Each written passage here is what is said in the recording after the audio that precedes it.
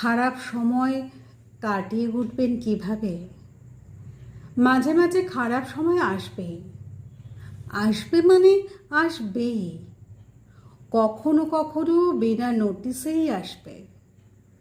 সকালে ঘুম থেকে উঠে দেখবেন কত কি বদলে গেছে।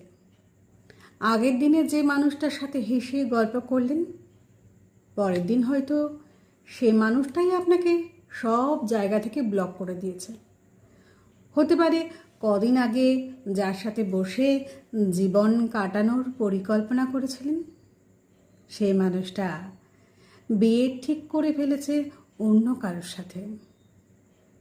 তোমাকে ছাড়া বাঁচব না বলে যে কথা দিয়েছিল, সে তোমাকে ছেড়ে দিব্যি অন্য একজনের সাথে গুছিয়ে সংসার করছে। দুম করেই বদলে যাবে সব কিছু।